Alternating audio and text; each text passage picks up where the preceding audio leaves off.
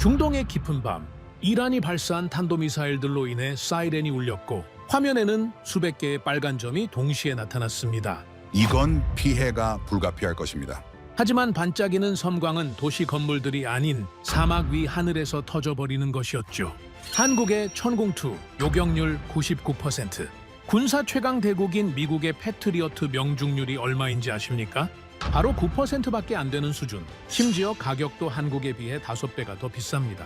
한국의 무기는 그야말로 비교할 수 없는 위력이었죠. 하지만 이후 더 충격적인 상황이 벌어졌습니다. 한국 무기를 지금 당장 받을 수 있습니까?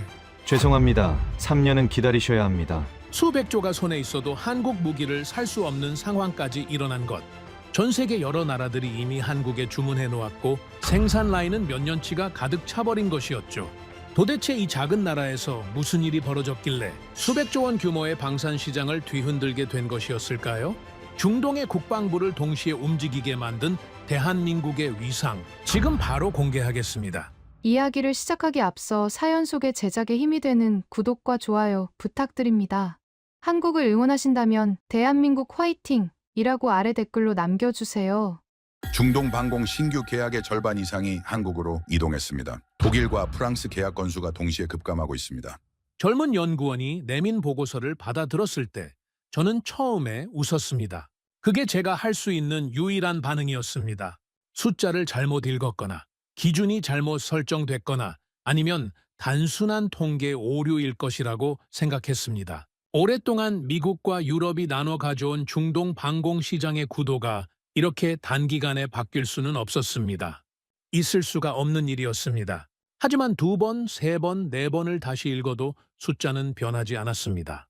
저는 즉시 보조 자료들을 뒤지기 시작했습니다. 특정 기간만 반영한 데이터는 아닌지, 특정 국가 한 곳의 이상 수치가 전체를 왜곡시킨 것은 아닌지 하나씩 확인할수록 더욱 분명해지는 것이 있었습니다. 보고서는 정확했습니다. 숫자는 맞았습니다. 이 이야기를 처음부터 들려드리고 싶습니다. 이것은 단순한 무기 거래의 기록이 아닙니다. 한 국가가 수십 년에 걸쳐 쌓아 올린 기술과 절박함이 세계에서 가장 잔혹한 전장 위에서 검증된 이야기입니다. 그리고 그 검증의 순간은 거창한 정치 선언에서 시작된 것이 아니었습니다. 어느 밤 중동의 하늘에서 터진 한 줄기 섬광에서 시작됐습니다. 몇 년 전부터 중동 지역은 전례 없는 긴장 상태에 접어들었습니다. 이란을 중심으로 한 세력이 주변국 군사 거점을 향해 반복적으로 미사일을 쏟아붓기 시작했고 각국의 방공망은 하루도 쉬지 못하고 풀가동됐습니다. 문제는 단순히 전쟁이 격해진 것이 아니었습니다. 날아오는 미사일의 수가 기존 방공망이 감당할 수 있는 한계를 넘어서기 시작했습니다. 현장에서 전해지는 보고는 점점 더 다급해졌습니다. 방공 미사일 재고가 빠르게 소진되고 있다. 지금 속도라면 재고가 버텨주지 못할 수도 있다. 방산 시장에서 이런 상황은 폭발적인 수요를 의미합니다. 전쟁이 길어질수록 무기는 소모되고 소모된 자리를 채우기 위해 새로운 계약이 체결됩니다. 저는 이 흐름을 오랫동안 지켜봐 왔기 때문에 수백조 원 규모의 계약이 빠르게 열릴 것이라는 사실을 알고 있었습니다. 제가 자문하던 유럽 방산 기업 몇 곳은 이미 공격적인 영업 전략을 세우고 있었습니다. 모두가 같은 생각이었습니다. 이 시장은 우리 것이 될 것이다. 그런데 그 확신이 흔들리기 시작한 것은 몇 달 후부터였습니다. 중동 각국 국방부에서 반복적으로 등장하는 이름이 하나 있었습니다. 대한민국이었습니다. 처음에는 정말 작은 징후였습니다. 어느 국가의 회의록에 한국산 방공 시스템이 거론됐다는 소식이 들어왔고 곧이어 다른 국가에서도 비슷한 움직임이 포착됐습니다.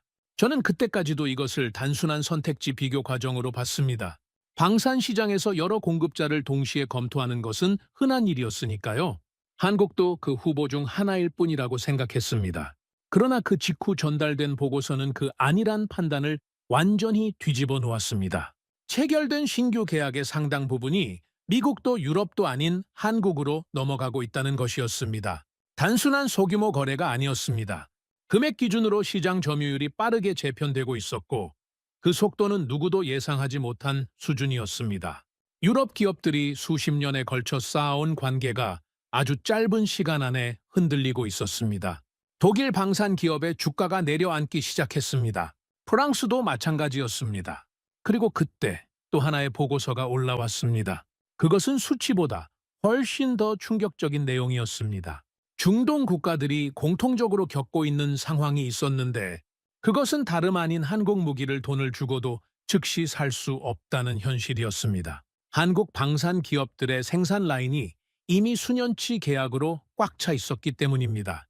수십조 원의 예산을 들고 문을 두드려도 돌아오는 대답은 하나뿐이었습니다. 지금 당장은 불가능합니다. 기다려야 합니다. 이 상황이 저를 더욱 혼란스럽게 만든 이유가 있었습니다. 방산 시장에서 공급자가 수요를 따라가지 못하는 상황은 극히 드뭅니다. 보통은 공급이 넘치고 수요를 찾아 헤매는 것이 일상입니다. 치열한 입찰, 관계 관리, 가격 협상, 공급자가 갑이 되는 경우는 거의 없습니다. 그런데 한국은 정반대였습니다. 사고 싶어도 살 수 없는 무기. 이것은 시장이 완전히 뒤집어진 신호였습니다. 그 결과 중동 각국은 전혀 새로운 경쟁을 시작했습니다. 무기 성능을 비교하는 경쟁이 아니라 누가 먼저 한국과 계약을 맺느냐의 싸움이었습니다.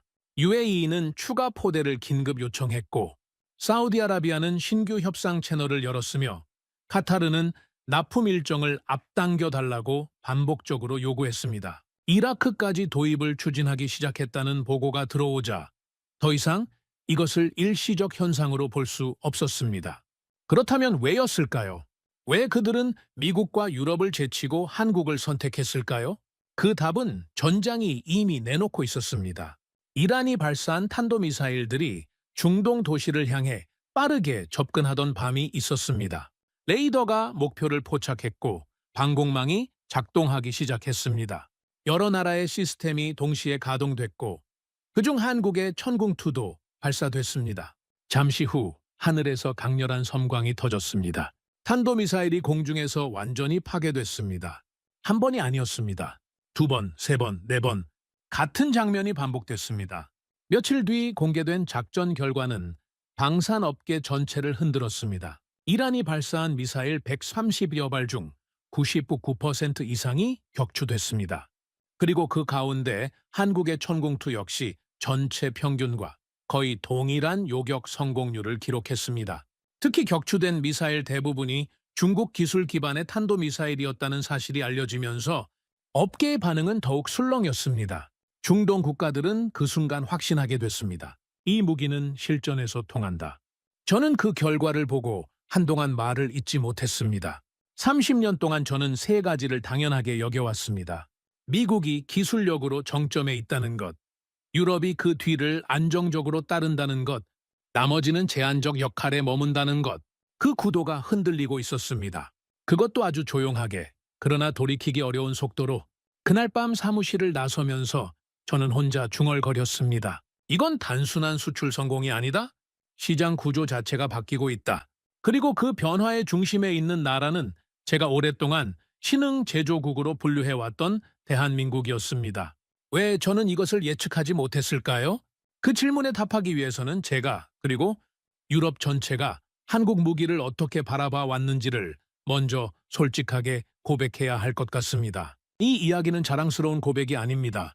오히려 오랫동안 품어온 편견이 얼마나 깊고 단단하게 박혀 있었는지에 대한 반성에 가깝습니다. 그 편견을 솔직하게 드러내지 않으면 이후에 일어난 일들이 얼마나 충격적이었는지를 제대로 전달할 수 없을 것 같습니다. 처음 한국 방산이 나토 관련 보고서에 등장하기 시작했을 때 저는 한국을 아시아의 신흥 제조국 정도로 분류했습니다. 가격이 저렴하고 납기가 빠른 나라. 단순한 제조에는 강하지만 정밀 기술이 집약된 고급 무기 분야에서는 선진국과 경쟁하기 어려운 나라. 이 평가는 당시 유럽 방산 커뮤니티에서 거의 공식적인 합의처럼 자리 잡고 있었습니다. 유럽 전문가들 사이에서 한국에 대한 평가는 놀랍도록 일치했습니다. 저렴하다, 납기는 빠르다. 그러나 핵심 기술은 부족하다. 이 세 줄짜리 정리가 한국 무기에 대한 거의 모든 대화를 대신했습니다. 국제방산 전시회에서 한국 기업 부스 앞을 지나칠 때면 유럽 전문가들은 흥미롭긴 하지만 진지한 경쟁 상대는 아니라는 태도를 공공연하게 드러냈습니다. 그것은 의도적인 멸시라기보다는 수십 년간 쌓인 경험에서 나온 관성적인 판단이었습니다. 이 평가가 단순한 편견만은 아니었다는 점이 문제를 더 복잡하게 만들었습니다. 당시 데이터를 보면 그 평가가 완전히 틀리지는 않았기 때문입니다. 한국이 수출하는 무기들은 가격과 납기 면에서 실제로 경쟁력이 있었지만 방공 미사일처럼 수십 가지 정밀 기술이 동시에 집약돼야 하는 분야에서는 유럽과 비교하기 어려운 것이 사실이었습니다.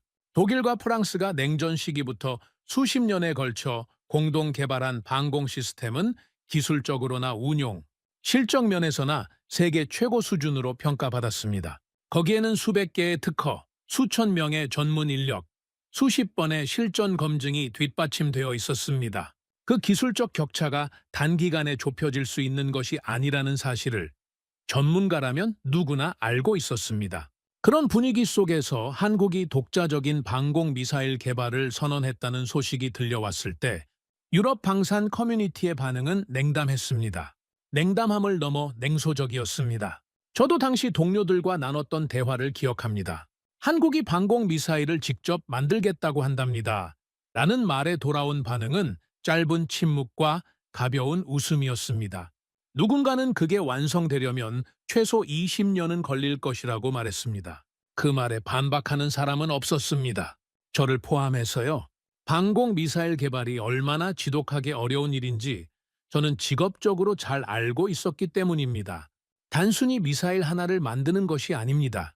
정확하게 목표물을 탐지하는 레이더 체계, 여러 목표를 동시에 추적하고 우선순위를 결정하는 교전 통제 시스템, 언제든지 이동해 신속하게 전개할 수 있는 발사대, 그리고 이 모든 것을 하나의 네트워크로 묶어 실시간으로 작동시키는 소프트웨어까지 각각의 기술만으로도 수십 년의 연구가 필요한데 그것을 하나의 완성된 체계로 통합하는 것은 차원이 다른 문제입니다.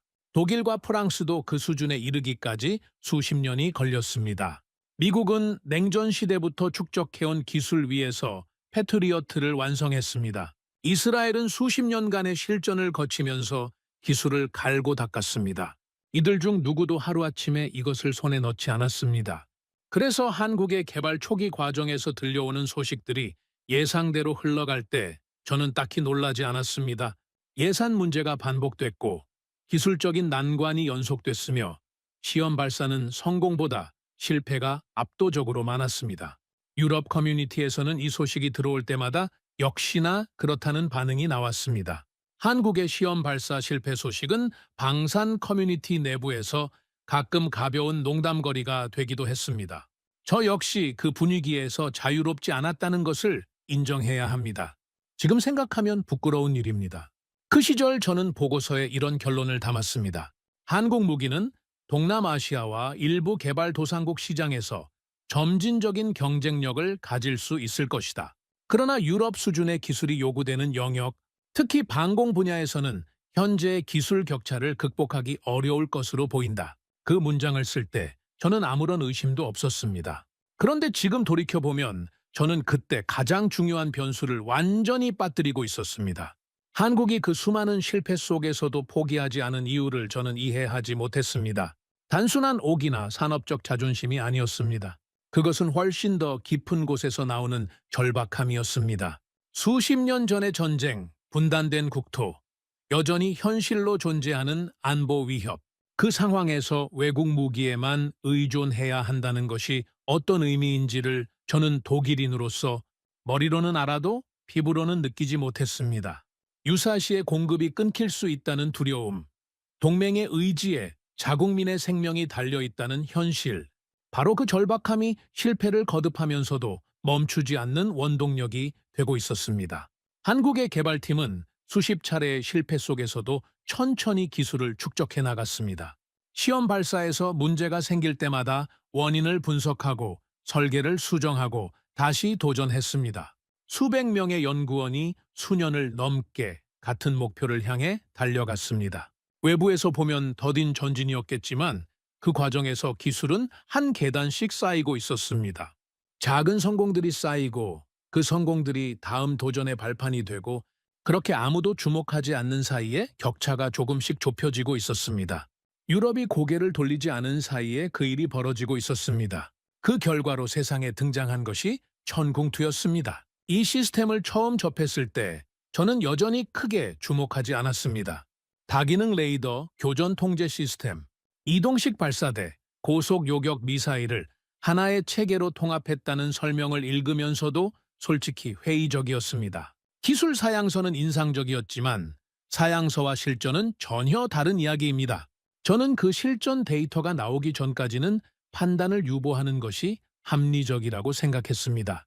그런데 바로 그 판단 유보 속에서 저는 중요한 사실 하나를 놓치고 있었습니다. 중동 국가들은 유럽 전문가들과 전혀 다른 기준을 가지고 있었습니다. 브랜드도 아니고 역사도 아니고 동맹 관계도 아니었습니다. 그들이 원하는 것은 딱 하나였습니다. 실제 전장에서 적의 미사일을 격추할 수 있느냐, 없느냐, 살고 죽는 문제 앞에서 제조사의 국적은 아무 의미가 없었습니다. 전쟁의 공포가 코앞에 있는 사람들은 신뢰할 수 있는 무기를 원하지, 유명한 브랜드를 원하지 않습니다. 그리고 바로 그 기준 위에서 한국 무기는 조용히 시험받기 시작하고 있었습니다. 처음에는 정말 작은 규모였습니다. 중동 한 국가와 체결된 소규모 계약, 거의 눈에 띄지 않는 수준의 거래였습니다. 유럽 커뮤니티에서 이것을 주목한 사람은 거의 없었습니다. 저도 별다른 의미를 부여하지 않았습니다. 한국이 중소규모 국가 시장에서 발판을 마련하는 예상 가능한 전략의 일환이라고 생각했습니다. 그런데 그 조용한 계약 하나가 훗날 세계 무기, 시장 전체를 흔드는 균열의 시작점이 될 것이라고는 아무도 상상하지 못했습니다. 저를 포함해서요. 중동의 밤하늘에서는 이미 다른 이야기가 시작되고 있었습니다. 유럽이 자신의 위치를 당연하게 여기며 안주하고 있는 사이 한국의 무기는 실제 전장 위에서 자신을 증명할 기회를 기다리고 있었습니다. 그리고 전장은 언제나 가장 냉정하고 공정한 심판자였습니다. 아무리 유명한 제조사의 이름도 아무리 오랜 역사도 전장 위에서는 결국 하나의 질문으로 귀결됩니다. 실제로 적을 막을 수 있느냐? 그 기회는 생각보다 훨씬 빨리 찾아왔습니다. 그리고 그 기회가 찾아왔을 때 결과는 세상을 놀라게 했습니다. 중동 전쟁이 본격적으로 격화된 것은 그 보고서를 받고 나서 얼마 되지 않았을 때였습니다. 이란이 대규모 탄도미사일 공습을 감행하기 시작했다는 소식이 들어왔을 때 저는 즉시 상황 분석에 들어갔습니다. 이건 단순한 국지적 충돌이 아니었습니다. 한 번에 수십 발씩 쏟아지는 탄도미사일 공격은 중동 방공망 전체를 동시에 시험하는 것이었습니다. 그리고 그 공격에 사용된 미사일들은 대부분 중국 기술 기반의 탄도미사일이었습니다. 속도가 빠르고 고도가 높아 일반적인 요격 체계로는 처리하기 까다로운 종류였습니다. 중동 각국의 방공망이 전면 가동되기 시작했습니다. 미국이 공급한 패트리어트 시스템, 이스라엘과 공동 개발한 에로우 체계, 그리고 각국이 자체적으로 보유한 다양한 방공 장비들이 일제히 작동하기 시작했습니다. 레이더가 하늘을 훑고 발사대가 각도를 맞추고 요격 미사일들이 잇따라 발사됐습니다. 지상에서 바라본 하늘은 그야말로 불꽃의 연속이었습니다. 현장에서 전해지는 보고는 처음에는 비교적 안정적이었습니다. 요격이 이루어지고 있다. 방공망이 작동하고 있다. 그런데 며칠이 지나면서부터 예상치 못한 문제가 나타나기 시작했습니다. 요격 미사일이 너무 빠르게 소진되고 있었습니다. 이란의 공격은 멈추지 않았습니다. 하루가 멀다 하고 미사일이 날아왔고 방공망은 그것들을 하나하나 처리해야 했습니다. 요격 미사일 한 발로 적 미사일 한 발을 막는 구조에서 공격이 반복될수록 재고는 눈에 띄게 줄어들었습니다. 패트리어트 재고가 임계치에 근접하고 있다는 보고가 들어왔을 때 중동 국가들의 긴장은 다른 차원으로 올라갔습니다. 그들은 즉시 미국에 추가 공급을 요청했습니다. 그런데 돌아온 답변은 예상과 달랐습니다. 생산 일정 문제, 공급 우선순위 조정, 정치적 승인 절차, 여러 이유가 얽혀서 즉각적인 추가 공급이 어렵다는 내용이었습니다. 미국 방산 기업들은 이미 전 세계 여러 전쟁 지역에 동시에 무기를 공급하고 있었고 생산 능력 자체가 폭발적으로 늘어난 수요를 따라가지 못하고 있었습니다. 중동 국방부 관계자들은 그 답변을 받고 패닉에 가까운 상황에 빠졌습니다. 방공망의 핵심 재고가 줄어드는데 보충이 되지 않는다는 것. 그것은 단순한 물류 문제가 아니라 국가 생존의 문제였습니다. 바로 그 순간 방공망의 새로운 시스템이 본격적으로 투입됐습니다. 한국의 전공투였습니다. 솔직히 말씀드리면 저는 그 투입 소식을 처음 접했을 때 크게 관심을 두지 않았습니다.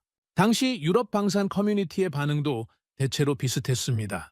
세계 최고 수준의 시스템들이 이미 작동하고 있는 상황에서 한국 시스템은 보조적인 역할에 그칠 것이라고 판단했습니다. 부족한 재고를 일부 채우는 정도의 역할, 그게 현실적인 기대치였습니다.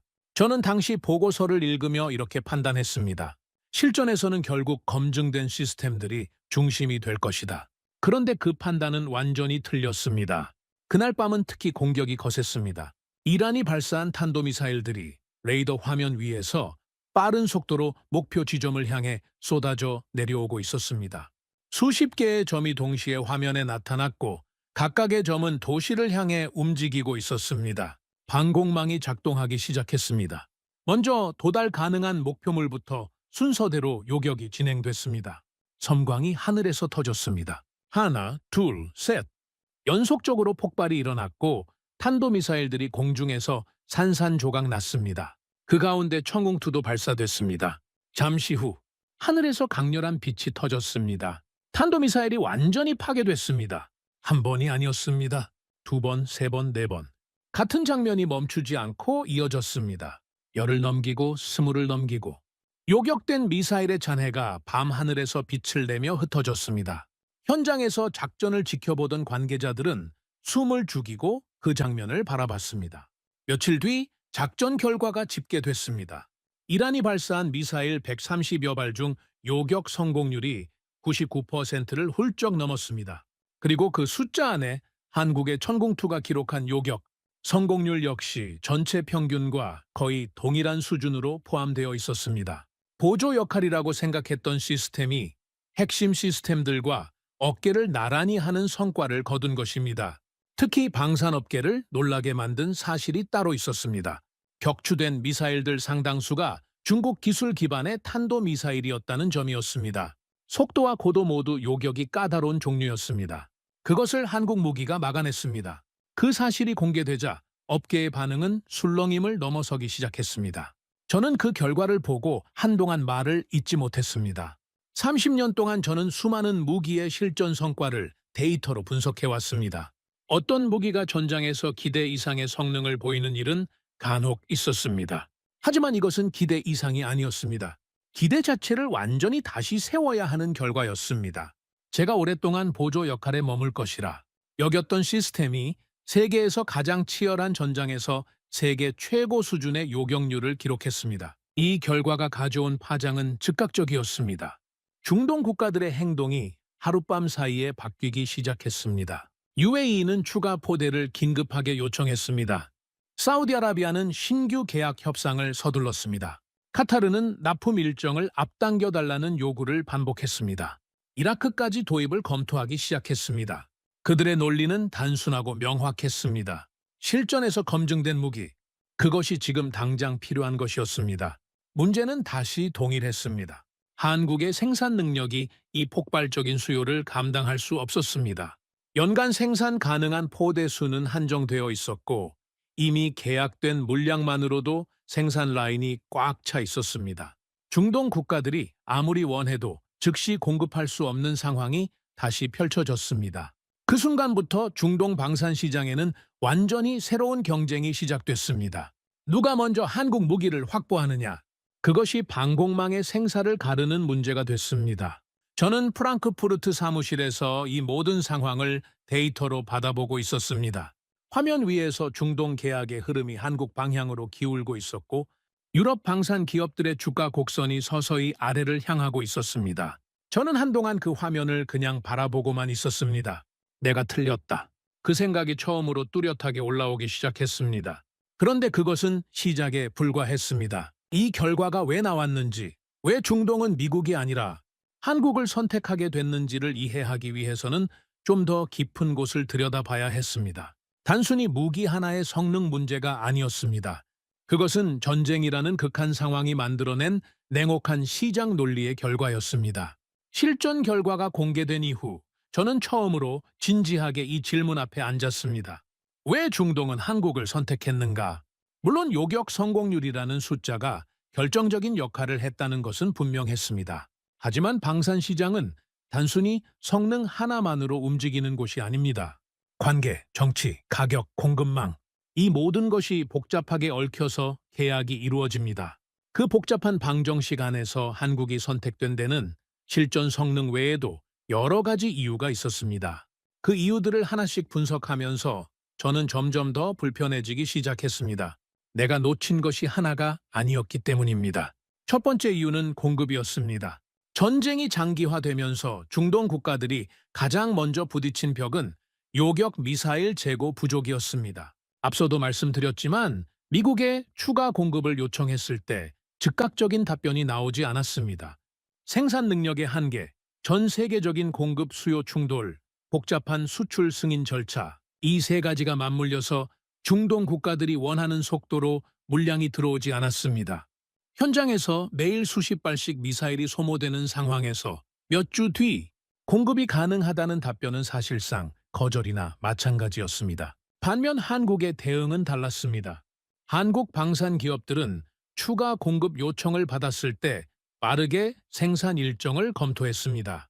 물론 생산 능력 자체에 한계가 있었고 모든 요청을 수용할 수는 없었지만 적어도 움직이고 있다는 것이 보였습니다. 공급 가능 시점을 구체적으로 제시했고 우선순위 조정을 통해 일부 물량을 앞당기는 방안을 논의했습니다.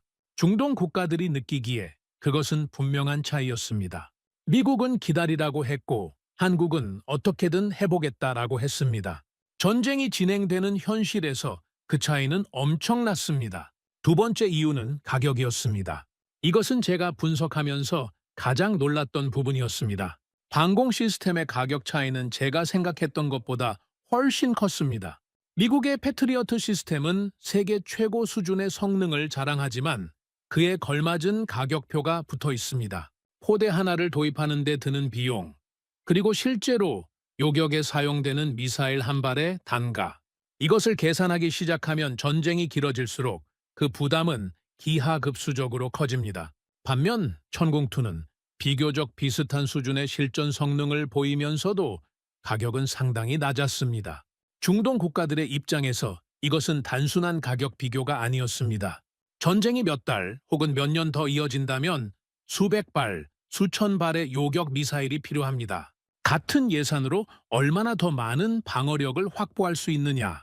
그 계산이 중동 국방부 회의실에서 반복해서 이루어졌습니다. 그리고 그 계산의 결론은 점점 더 같은 방향을 가리키고 있었습니다. 세 번째 이유는 정치였습니다. 이 부분이 방산 시장을 잘 모르는 분들에게는 낯설게 느껴질 수도 있습니다. 하지만 무기 수출에는 단순한 상거래를 넘어서는 정치적 조건이 항상 붙어 있습니다. 미국의 무기 수출은 특히 그렇습니다. 수출 대상국의 동맹 관계, 해당 지역의 외교적 상황, 의회의 승인 여부, 이 모든 것이 무기 한 자루를 파는데도 영향을 줍니다. 중동의 복잡한 정치 지형 속에서 어떤 국가가 미국 무기를 원할 때 정치적 조건이 걸림돌이 되는 경우는 드물지 않았습니다. 한국은 상대적으로 이런 정치적 제약이 적었습니다. 물론 한국도 국제 규범과 자체적인 수출 기준을 갖고 있지만 미국처럼 복잡한 정치적 승인 절차가 거래를 가로막는 경우는 훨씬 드물었습니다. 중동 국가들에게 이 점은 생각보다 훨씬 중요하게 작용했습니다. 그들은 무기를 원할 때 무기를 살 수 있기를 원했습니다.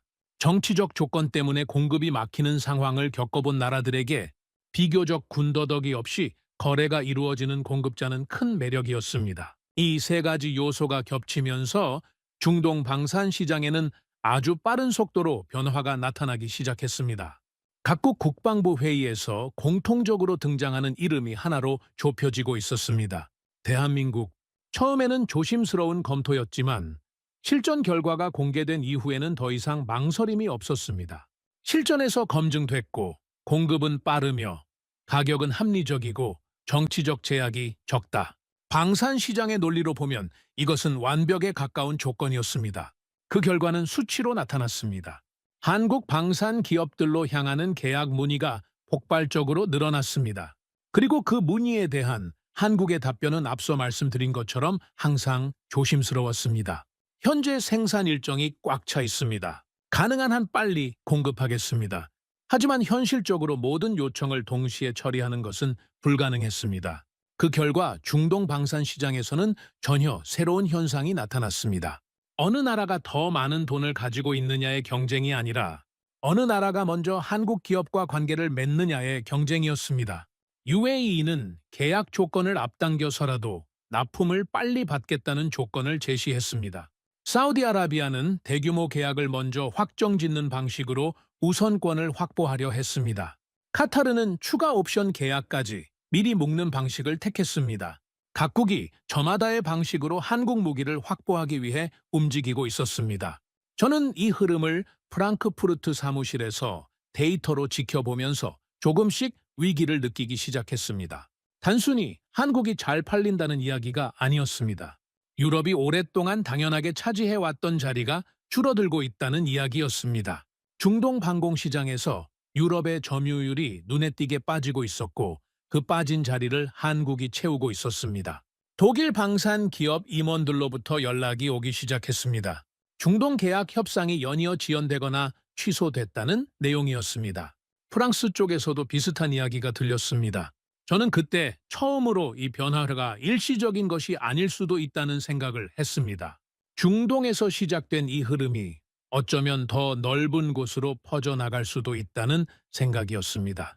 그 불안감은 오래지 않아 현실이 됐습니다. 그리고 그 현실은 제가 예상했던 것보다 훨씬 더 가까운 곳에서 나타났습니다. 중동이 아니라 서방 세계의 한 나라에서 그 불안감이 현실이 된 것은 생각보다 빨랐습니다. 어느 날 아침 저는 책상 위에 올라온 보고서 하나를 집어들었습니다. 보고서 제목은 간단했습니다. 캐나다 잠수함 사업 진행 상황. 저는 그 보고서를 펼치면서 사실 별다른 긴장감이 없었습니다. 수십조 원 규모의 대형 사업이기는 했지만 결론은 이미 정해진 것처럼 보였기 때문입니다. 캐나다는 나토 동맹국이었습니다. 서방 세계의 일원이었습니다. 그런 나라가 잠수함을 도입한다면 그 선택지는 자연스럽게 독일로 향할 것이라고 유럽 방산 커뮤니티 대부분이 믿고 있었습니다. 저도 그 믿음에서 크게 벗어나지 않았습니다. 그런데 보고서의 마지막 문장이 저를 완전히 멈춰 세웠습니다. 캐나다 정부 최종 결정, 한국 잠수함 선택. 저는 그 문장을 몇 번이나 다시 읽었습니다. 처음에는 오타가 있는 게 아닌가 싶었습니다. 문맥을 잘못 이해한 게 아닌가 싶었습니다. 하지만 아무리 읽어도 그 문장은 변하지 않았습니다. 캐나다가 독일이 아닌 한국을 선택했습니다. 이것이 왜 그토록 충격적이었는지를 이해하기 위해서는 캐나다가 방산 시장에서 어떤 의미를 가지는 나라인지를 먼저 아셔야 합니다. 캐나다는 단순한 고객이 아닙니다. 나토의 핵심 동맹국이자 서방 방산 시장이 어떤 방향으로 흘러가는지를 보여주는 일종의 바로미터 역할을 하는 나라입니다. 이런 나라가 잠수함 도입 결정을 내릴 때 그것은 단순한 무기 구매 이상의 의미를 가집니다. 어떤 나라의 기술을 신뢰하고 어떤 공급자와 장기적인 안보 협력을 맺을 것인가에 대한 전략적 선언에 가깝습니다. 그 캐나다가 독일을 제치고 한국을 선택했습니다. 유럽 방산 커뮤니티의 반응은 즉각적이었습니다. 조용하던 내부 채널들이 술렁이기 시작했습니다. 독일 방산 업계에서는 충격과 당혹감이 뒤섞인 반응이 나왔습니다. 어떻게 캐나다가 나토 동맹국의 잠수함을 두고 한국을 선택할 수 있느냐는 목소리도 있었습니다. 일부는 그 결정이 번복될 것이라고 기대했습니다. 하지만 캐나다 정부의 결정은 흔들리지 않았습니다. 저는 그 소식을 받아들이면서 한동안 아무 말도 하지 못했습니다. 중동에서 시작된 변화가 이제 서방 세계 안으로 들어오고 있었습니다. 그것은 더 이상 지역적인 현상이 아니었습니다. 세계 방산 시장의 흐름이 실제로 바뀌고 있다는 것을 보여주는 신호였습니다. 저는 그 시점부터 데이터를 완전히 새로운 시각으로 다시 들여다보기 시작했습니다. 중동 방공 계약의 흐름, 캐나다 사업의 결과, 그리고 그와 함께 움직이는 유럽 방산 기업들의 주가, 이 세 가지를 동시에 놓고 보자 하나의 그림이 조금씩 또렷해지기 시작했습니다. 개별적으로는 각각의 사건처럼 보였지만 함께 놓고 보면 그것들은 모두 하나의 거대한 흐름이 만들어내는 파장들이었습니다. 한국 방산이 세계 시장에서 실질적인 경쟁자로 자리를 잡아가고 있었습니다. 그 무렵 중동에서는 또 다른 변화가 진행되고 있었습니다. 천궁2의 요격 성공 이후 중동 국가들은 방공 시스템만으로는 부족하다는 판단을 하기 시작했습니다. 적의 공격을 막는 것에서 나아가 방역 능력까지 갖추어야 한다는 필요성이 대두됐습니다. 그 과정에서 또다시 한국 무기들이 주목받기 시작했습니다.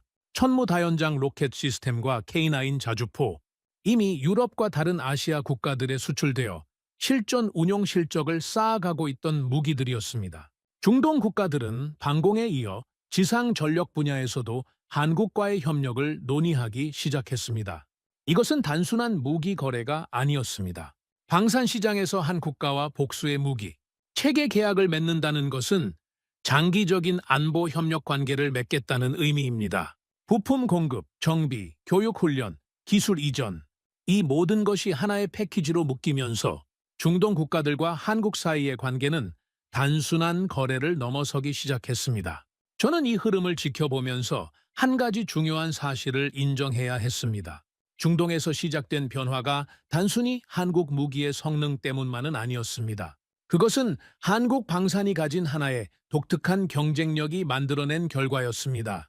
빠른 생산과 공급 능력, 합리적인 가격, 정치적 제약의 부재, 그리고 실전에서 검증된 성능, 이 네 가지가 한꺼번에 맞아떨어지는 공급자는 세계 방산 시장에서 한국 외에 찾기 어려웠습니다. 미국은 기술력은 최고였지만 공급이 느리고 정치적 조건이 많았습니다. 유럽은 기술력은 있었지만 가격이 높고 납기가 길었습니다. 한국은 이 두 가지 사이의 빈틈을 정확하게 파고들고 있었습니다. 그 빈틈이 이렇게 클 것이라고는 저도 그 누구도 미리 예측하지 못했습니다. 유럽 방산업계에서 긴급 회의가 잇따랐습니다. 한국의 성장이 일시적인 것인지 아니면 구조적인 변화인지를 두고 논쟁이 벌어졌습니다. 일부는 여전히 한국 방산의 장기 운용 데이터가 부족하다는 주장을 내놓았습니다. 기술 완성도가 아직 충분히 검증되지 않았다는 목소리도 있었습니다. 한국의 성과는 특수한 전쟁 환경에서 나온 일시적 결과일 수 있다는 분석도 나왔습니다.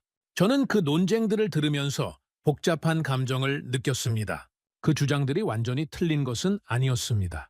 실제로 장기 운용 데이터는 아직 제한적이었고 더 다양한 전장 환경에서의 검증이 필요한 것도 사실이었습니다. 하지만 동시에 그 주장들이 어느 정도는 불편한 현실을 외면하려는 방어적인 반응이라는 것도 느꼈습니다. 데이터가 가리키는 방향이 불편할 때 데이터를 의심하는 것은 분석가가 가장 경계해야 할 태도입니다. 저는 다시 숫자를 들여다보기 시작했습니다. 중동 방산 계약, 캐나다 사업 결과, 유럽 방산 기업들의 주가 흐름, 이 세 가지 데이터가 동시에 같은 방향을 가리키고 있었습니다. 그리고 그 방향 반대편에 점점 더 선명하게 떠오르는 이름이 있었습니다.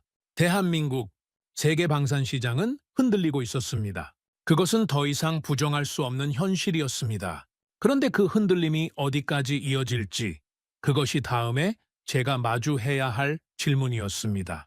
중동 계약이 한국으로 기울고 캐나다마저 한국 잠수함을 선택했다는 소식이 퍼지자 유럽 방산업계는 처음으로 같은 목소리를 내기 시작했습니다. 방어해야 한다. 수십 년 동안 유럽은 세계 방산 시장에서 확고한 위치를 지켜왔습니다.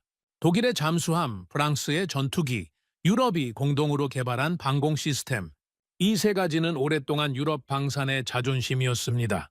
그 자존심이 도전받고 있었습니다. 그것도 오랫동안 가볍게 여겨왔던 나라로부터. 유럽 방산 커뮤니티에서는 한국 무기에 대한 공개적인 비판이 빠르게 늘어나기 시작했습니다. 주요 주장들은 비슷한 방향을 향하고 있었습니다. 한국 무기는 장기 운용 데이터가 부족하다. 실전 경험이 충분하지 않다. 기술 완성도가 아직 완전히 검증되지 않았다. 일부 전문가들은 공개 토론회에서 더 노골적으로 말했습니다. 한국 방산은 아직 유럽 기술의 수준을 따라오지 못한다. 한 번의 요격 성공이 시스템 전체의 신뢰성을 보장하지는 않는다. 이러한 주장들은 유럽 방산 투자자들 사이에서도 빠르게 퍼져나갔습니다. 저는 그 주장들을 들으면서 솔직히 두 가지 감정이 동시에 들었습니다. 하나는 공감이었습니다. 그 주장들이 완전히 틀린 것은 아니었습니다. 실제로 한국 방산의 장기 운용 이력은 미국이나 유럽에 비해 짧았습니다. 더 다양한 전장 환경에서 더 오랜 기간 검증되어야 한다는 주장은 방산 전문가로서 귀를 기울일 필요가 있는 것이었습니다. 한 번의 성공적인 작전이 전부를 보장하지 않는다는 것은 방산시장에서 오래 일해온 사람이라면 누구나 아는 사실이기도 했습니다. 하지만 다른 하나는 불편함이었습니다. 그 주장들이 어느 정도는 현실을 받아들이지 않으려는 심리적 방어에서 나오고 있다는 느낌을 지울 수 없었습니다. 데이터가 불편한 방향을 가리킬 때 그 데이터를 의심하는 방식으로 반응하는 것. 방산 분석가로서 저는 그것이 얼마나 위험한 태도인지를 잘 알고 있었습니다. 시장은 우리의 감정이나 기대에 맞춰 움직이지 않습니다. 그리고 그 불편함은 이후에 들어온 소식들로 인해 더욱 깊어졌습니다. 유럽이 한국 무기에 의문을 제기하는 사이 중동 전장에서는 다른 일이 벌어지고 있었습니다. 이란의 미사일 공격은 멈추지 않았습니다.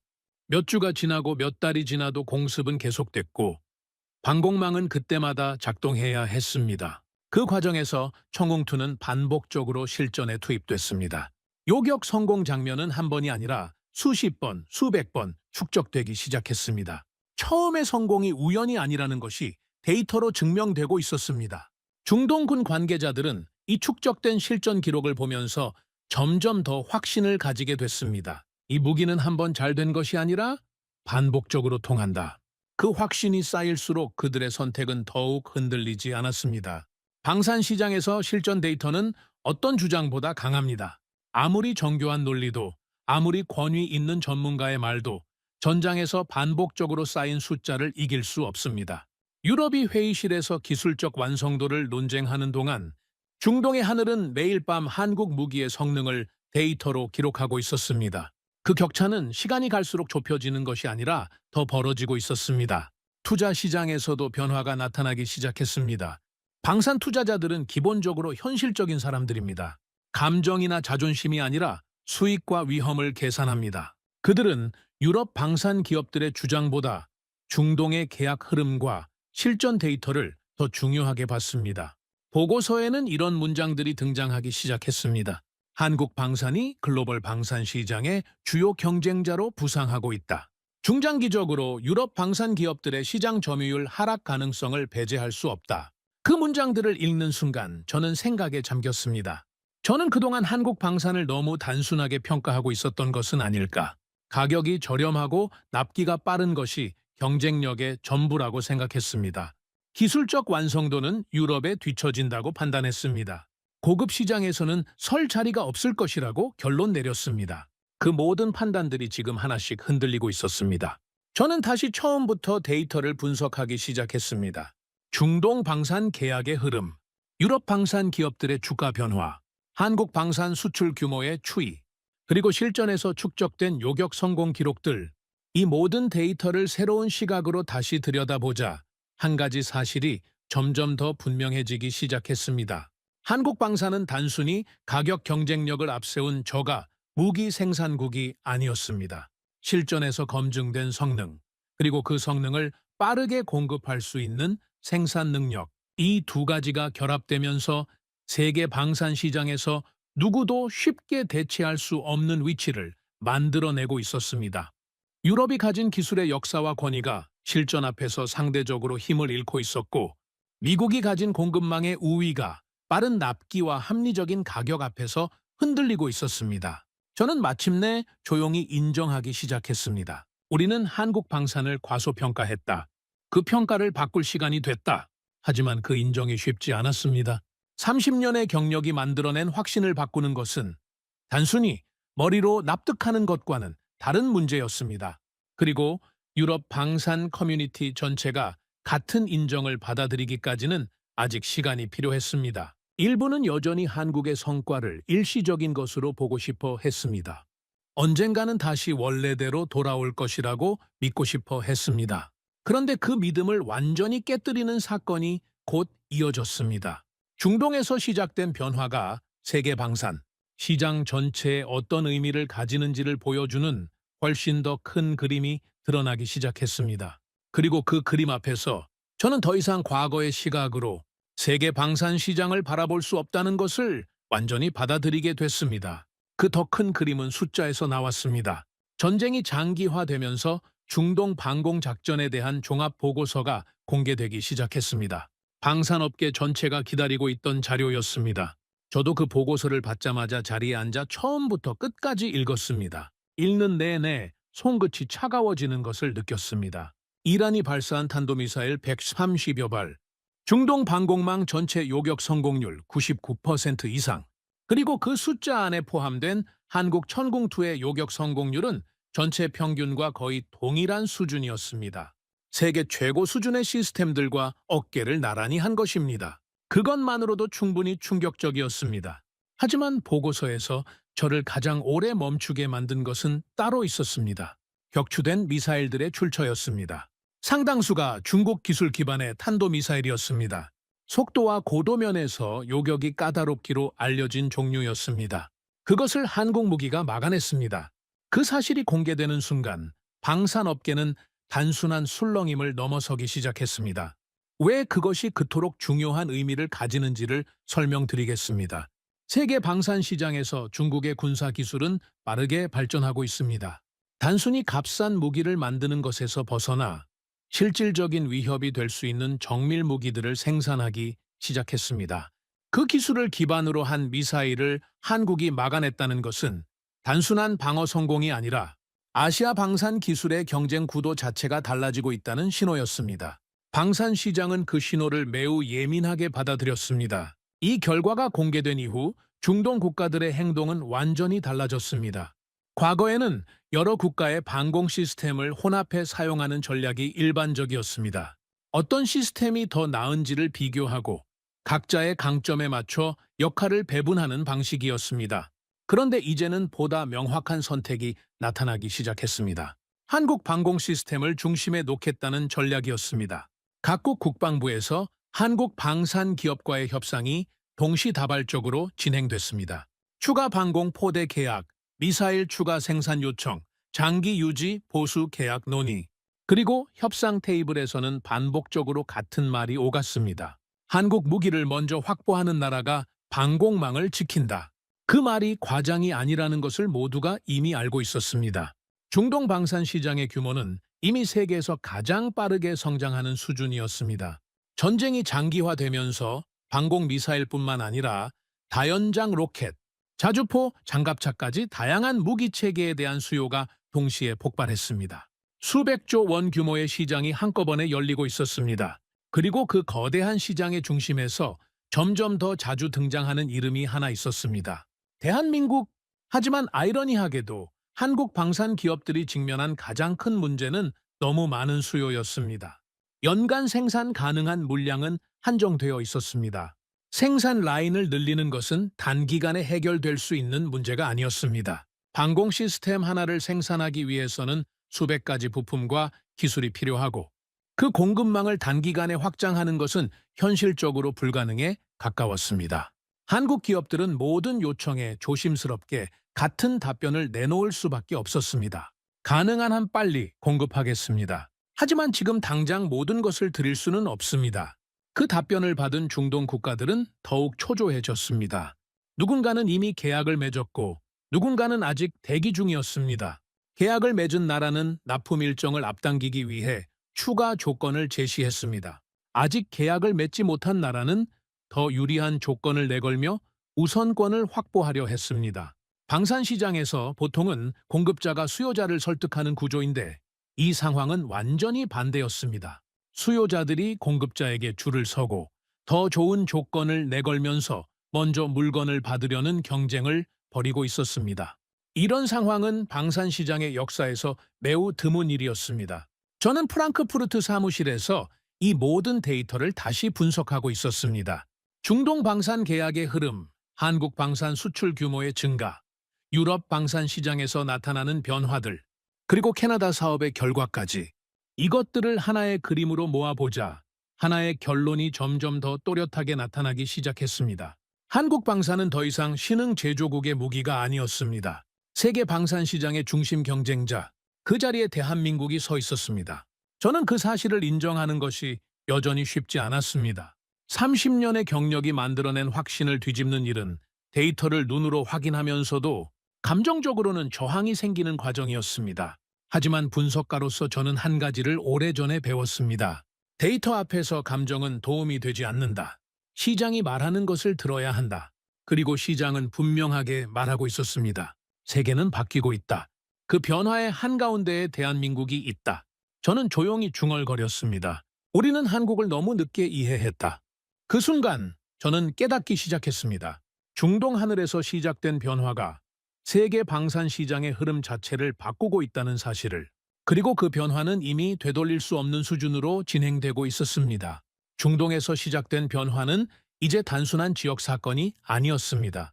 파장은 세계 곳곳으로 퍼져나가기 시작했습니다. 유럽의 여러 국가들이 한국 방산 시스템에 관심을 표명하기 시작했습니다. 동남아시아 국가들의 문의도 이어졌습니다. 오세아니아 지역에서도 한국 무기에 대한 평가가 달라지고 있었습니다. 이들 모두가 같은 이유로 움직이고 있었습니다. 중동 전장이 남긴 실전 데이터였습니다. 방산 시장에서 실전 데이터는 다른 어떤 것으로도 대체할 수 없는 자산입니다. 아무리 뛰어난 사양서도, 아무리 정교한 시뮬레이션도 실제 전장에서 쌓인 기록을 이길 수 없습니다. 그리고 청웅투는 세계에서 가장 격렬한 전장 중 하나에서 반복적으로 그 기록을 쌓아가고 있었습니다. 한 번의 성공이 아니라 수백 번의 반복된 성공. 그것이 한국 방산에 대한 세계의 시선을 바꾸고 있었습니다. 전공투만이 아니었습니다. 천무다연장 로켓 시스템은 이미 유럽과 중동 여러 국가에서 실전 운용되며 신뢰를 쌓아가고 있었습니다. K9 자주포는 세계 자주포 시장에서 가장 많이 팔리는 무기 중 하나로 자리 잡았습니다. 각기 다른 무기 체계들이 각기 다른 전장에서 동시에 성능을 증명하고 있었습니다. 이것은 어느 한 무기의 성공이 아니라 한국 방산 전체의 수준이 올라갔다는 신호였습니다. 저는 이 시점에서 한 가지 질문을 스스로에게 던졌습니다. 왜 한국은 이것을 해냈을까요? 단순히 기술력의 문제가 아니었습니다. 기술력만으로는 설명할 수 없는 것들이 있었습니다. 빠른 생산 능력, 합리적인 가격, 공급 약속을 지키는 신뢰. 이것들은 기술 이상의 무언가에서 나오는 것이었습니다. 저는 그 답을 찾기 위해 오래전에 제가 가볍게 넘겼던 기억들을 다시 떠올렸습니다. 수십 번의 시험 발사 실패, 예산 문제로 흔들렸던 개발 과정, 유럽 방산 커뮤니티의 냉소, 그 모든 것을 견디면서도 멈추지 않았던 집요함. 저는 그것이 단순한 오기가 아니라는 것을 이제는 알고 있었습니다. 그것은 외부에 의존하지 않겠다는 절박함, 그리고 스스로를 지키겠다는 의지에서 나온 것이었습니다. 그 절박함이 결국 기술을 만들고 그 기술이 결국 시장을 움직였습니다. 저는 그것을 너무 늦게 이해했습니다. 세계 방산 시장의 구조가 바뀌고 있었습니다. 과거의 구조는 단순했습니다. 미국이 기술과 군사력으로 정점에 서고 유럽이 고급 방산 장비를 공급하며 나머지는 그 사이에서 제한적인 역할을 맡는 구도. 그 구도는 수십 년 동안 거의 변하지 않았습니다. 전문가들은 그것을 고정된 질서처럼 여겼습니다. 저도 그랬습니다. 하지만 질서는 고정되어 있지 않았습니다. 빠른 생산, 합리적인 가격, 실전 성능, 이 세 가지가 결합되었을 때 기존 질서가 얼마나 빠르게 흔들릴 수 있는지를 한국 방산이 전 세계 앞에서 증명하고 있었습니다. 그 증명은 화려한 선언이 아니라 전장의 데이터로 이루어졌습니다. 그렇기 때문에 아무도 반박할 수 없었습니다. 저는 마침내 보고서에 한 문장을 써 내려갔습니다. 한국 방산은 이제 세계 방산 시장의 핵심 경쟁자다. 그 문장을 쓰는 순간 저는 한 가지 사실을 완전히 받아들였습니다. 세계 방산 시장은 이미 변화하고 있었습니다. 그것은 예고된 변화가 아니었습니다. 아무도 예측하지 못했고 많은 사람들이 불가능하다고 생각했던 변화였습니다. 그런데 그 변화가 지금 실제로 일어나고 있었습니다. 그 변화는 거대한 협상 테이블에서 시작된 것이 아니었습니다. 외교적 선언에서 시작된 것도 아니었습니다. 어느 밤 중동의 하늘에서 이란이 쏜 미사일을 향해 날아간 요격 미사일 하나에서 시작됐습니다. 그리고 그 미사일이 공중에서 터진 순간 전 세계 방산 시장의 흐름이 조금씩 달라지기 시작했습니다. 그 중심에 하나의 이름이 있었습니다. 대한민국. 저는 평생 방산 시장을 분석해 왔습니다. 수많은 무기와 수많은 전쟁을 숫자로 지켜봤습니다. 그래서 저는 항상 같은 말을 해왔습니다. 전장에서 살아남는 무기만이 결국 시장을 지배한다. 그런데 저는 한 가지를 너무 늦게 깨달았습니다. 한국 방산은 단순한 저가 무기가 아니었습니다. 그들은 실패와 조롱 속에서도 포기하지 않았고 결국 세계에서 가장 치열한 전장 위에서 자신들의 기술을 스스로 증명했습니다. 중동 하늘에서 터진 그 섬광을 저는 아직도 잊지 못합니다. 그날 이후 세계 방산 시장의 흐름은 조금씩 달라지기 시작했습니다. 그리고 그 중심에는 대한민국이 있었습니다. 여러분은 이 이야기를 들으시면서 어떤 생각이 드셨나요? 조롱과 실패 속에서도 절대 포기하지 않은 끝에 세계 최강의 전장에서 스스로를 증명한 대한민국의 방산 기술. 정말 자랑스럽지 않으신가요? 대한민국은 불굴의 의지와 기술력으로 세계 방산 시장의 판도를 바꾼 나라입니다. 구독과 좋아요로 응원해 주시면 더욱 재미있는 이야기로 찾아뵙겠습니다. 해외 감동 사연을 소개해드리는 스페셜 코리아였습니다. 감사합니다.